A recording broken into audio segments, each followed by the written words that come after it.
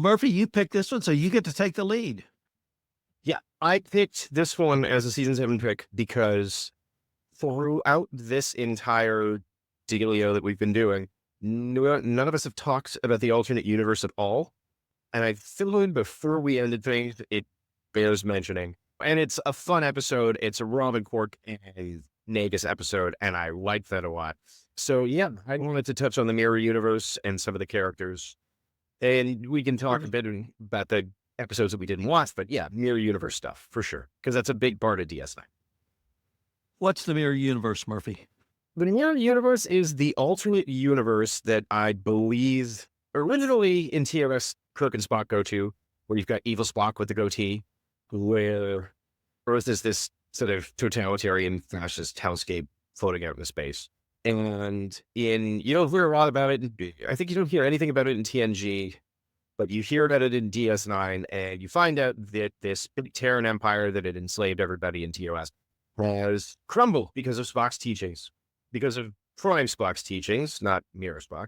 And now all the humans are slaves. The Cardassians and the Klingons form this big Roman-style empire, and they basically turned all the humans into slaves. That's where we stayed at the beginning of DS9, and now we're watching this episode, and the humans are sort of fighting for their freedom and yada yada.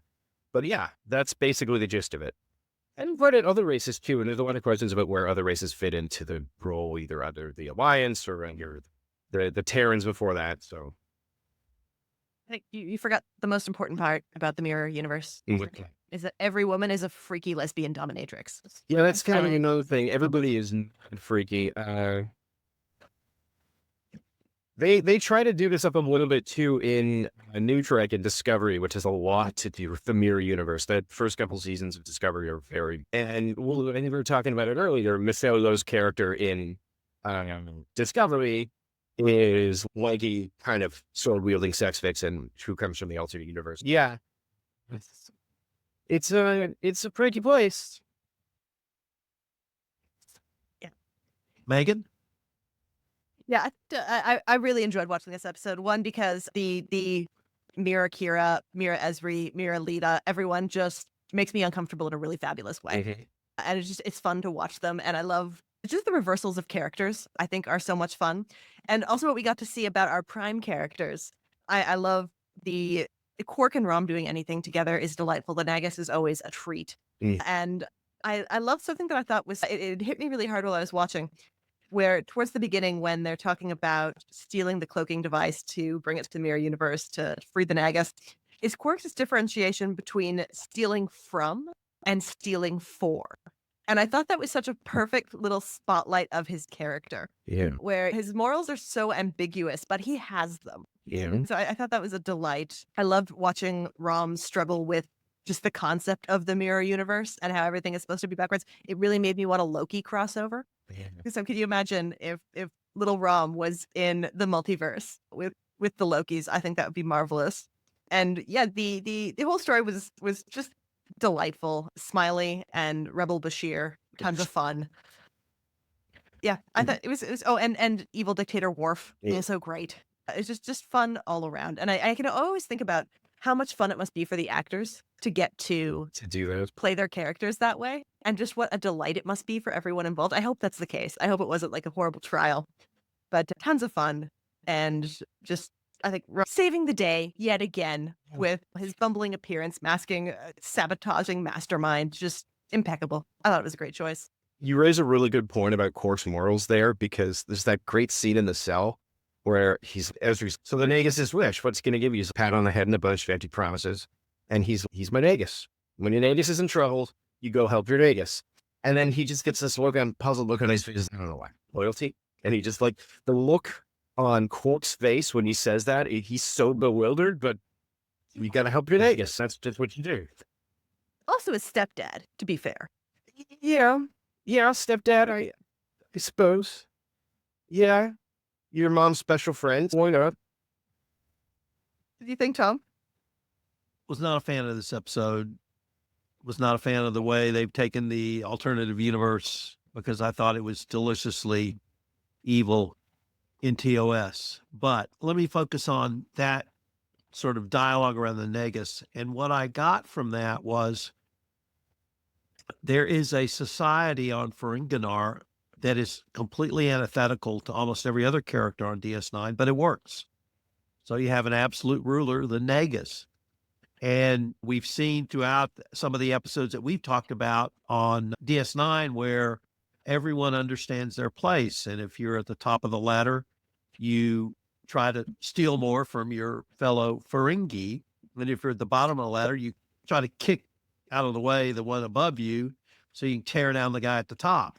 And they're all guys. But it works in their culture. And just like you said, Murphy, when my Nagus is in trouble, I respond. And absolute love for the Monarch with, is it 234 rules of acquisition as your guidepost, and naked women. What more could you want in a society? The Rom part was great. He's just consistent across all universes. You know, And he's bumbling, yet he makes it work. Kira is the intendant, and she's just delicious. you know, Delicious. She's so good. And we get to see a very different Cisco. oh yeah. Other than Cisco, in that first episode of the alternate universe, where he's such a piratey Lothario, and it's great Right. to see Avery Brooks lay into this sleazy role. It's just, I love it.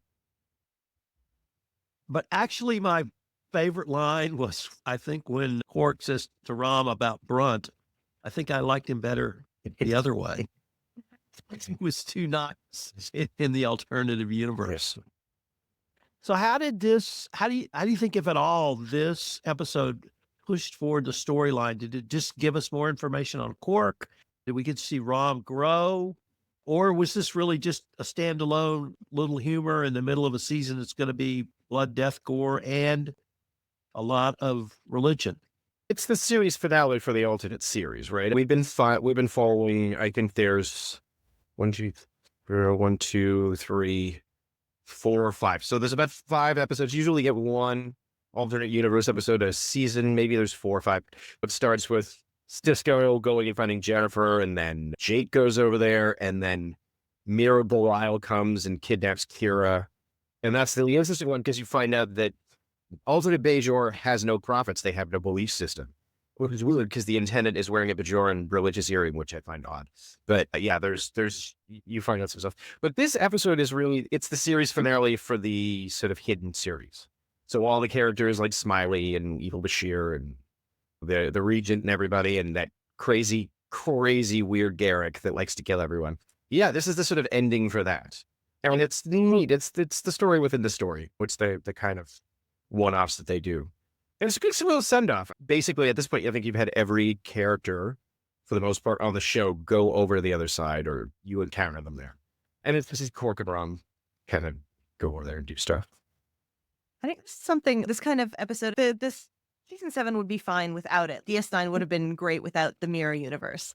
But I really miss in television, in more modern series, where you don't get the kind of the fluffy filler episodes, where you just get to kind of spend some time enjoying the characters and getting to them, and having it be a little more goofy, a little bit less plot heavy. I think it is a loss from the 90s that we would do well to return to. Yeah, and in that case, this episode is fluff within fluff, because the other alternate sort of fluff episodes in DS9 are always the Ferengi episodes. And this is combining the two of them. And I don't know if you guys noticed while watching this, this has got to be, like, light-wise, this is the darkest, I don't mean dark in tone, but the darkest episode of DS9 I think I've ever seen.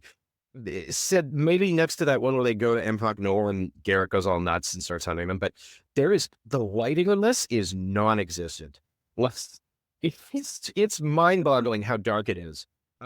And I don't know if that's a style choice or if the lighting budget was just done, but it is really, really pitch black. It's an interesting choice, considering that the rest of the Mirror Universe episodes tend to be a little brighter, but yeah, it's neat. Even Ezri's outfit is just like biker chic, kind of punk black. It's sort of interesting. That raises a question about the Trill, I think, because if Jadzia Dax was on the Rebels team, then obviously still was implanted into Ezri Dax, but Ezri kind of was on more Alliance. What did the Dax think about that? I don't think there is a Dax.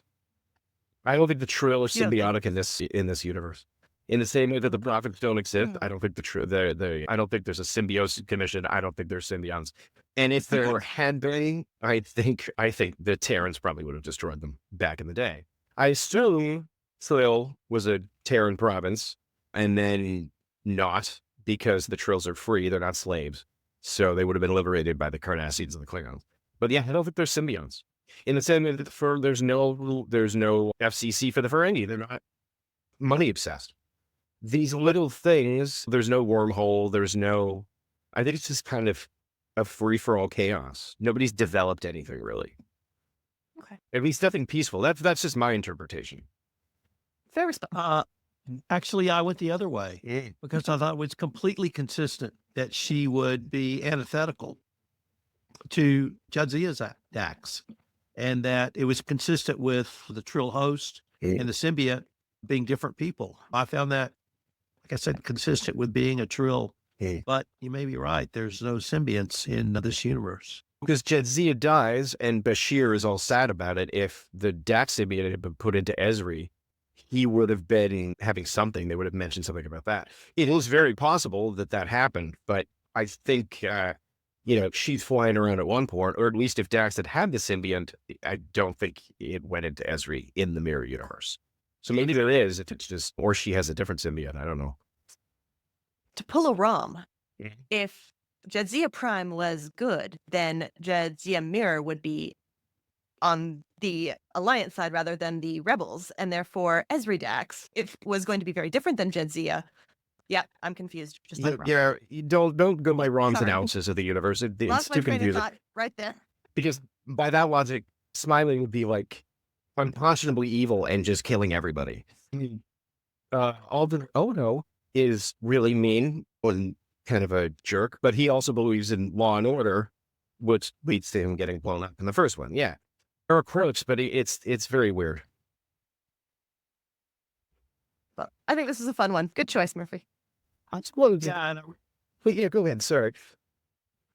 I just thought I really like your analysis of the story within the story. Yeah. And here we have a 5 or 6 episode arc over 7 years that everyone related to and followed it and was interested in it. So spot on to what Megan said, Murphy. Yeah. No, I thought it would be neat to touch on it before we ended things and sort of address it as its own kind of little book.